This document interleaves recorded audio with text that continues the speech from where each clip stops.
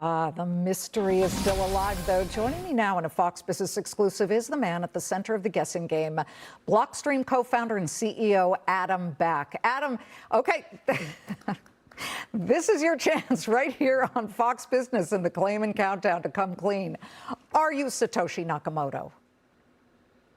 No, it's not me. I think it's a sign of the growing interest between ETF buyers, institutions, sovereigns that this sort of mystery kept alive. I think in the absence of information, when there's a mystery, people are going to write their own story ultimately.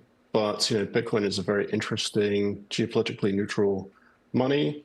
While it's down, it has recovered, from the bottom of the geopolitical news faster than stock indexes and things like that. So I think in the short term it can be correlated, but in the longer term it is fairly decorrelated from other assets, and ultimately, in my view, should be viewed as a kind of inflation hedge in a very gold-like way. We'll talk about that in just a second, because Mark Cuban, the billionaire, just sold most of his fund. I think he cashed out of Bitcoin because he doesn't think it's a hedge. But let me just say, I'd love to believe you. But I read the New York Times article by John Kerry, who used to work for the Wall Street Journal. He is a brilliant journalist. In fact, he's the one who outed the fraud over at Theranos, that blood testing company.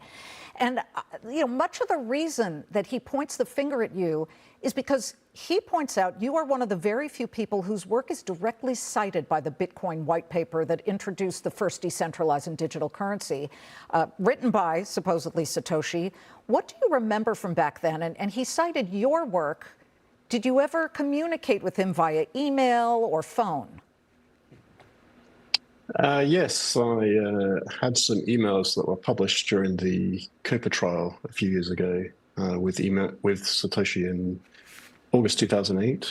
I think, probably, there were definitely people interested in Bitcoin-like ideas, trying to work out how to make a decentralized electronic cash, which is partly why I say that, and this was in the sort of late 90s, early 2000s, which is why I say it's more like a discovery than an invention, because people had the rough idea of how a decentralized electronic cash could work, but they didn't manage to make it work.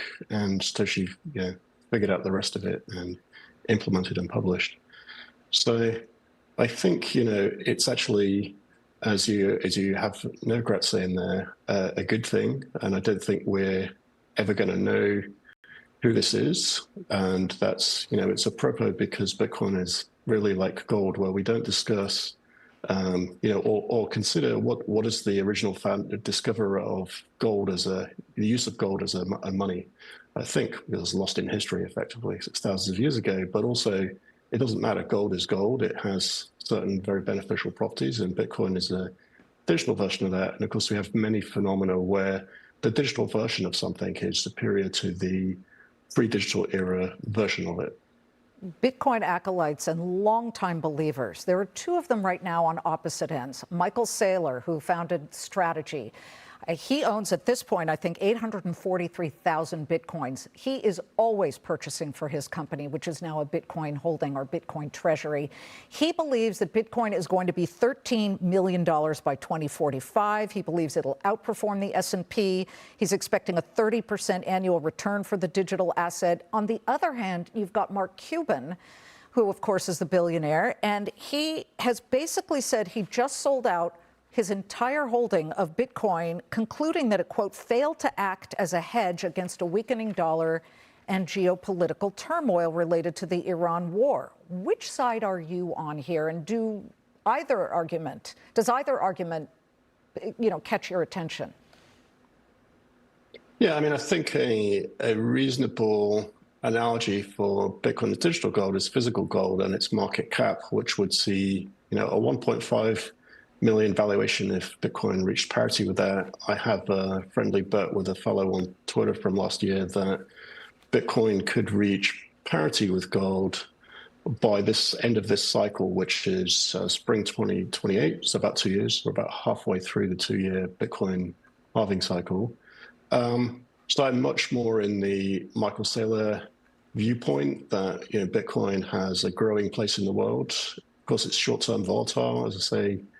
Short-term has periods of correlation with stock indexes, tech indexes, but in the bigger picture, you've got to bear in mind that it wasn't many, a couple of years ago that Bitcoin was a lot lower, like Yes, 10 times lower and things like that, right? So, we remember. yeah.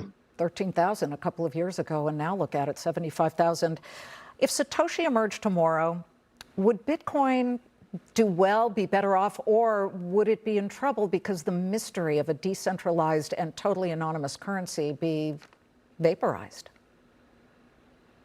Well, I think we're unlikely to ever know. It's like 15 years old and a cold, very cold trail of digital breadcrumbs that so many people have analyzed.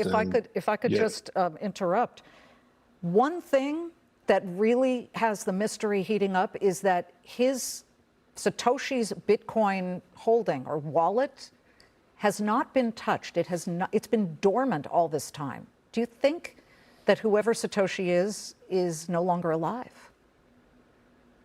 It's speculation. I think that the observation you mentioned is kind of heuristic in nature. So it's not certain that he didn't sell any or exactly which ones are his. It's sort of looking at patterns and trying to draw inference that was a single miner. There are 2.5 times that many coins mined in the first year. So there were clearly many thousands of other miners active in the network at that time, some of who have spoken about the experience of being involved in Bitcoin in 2009 already.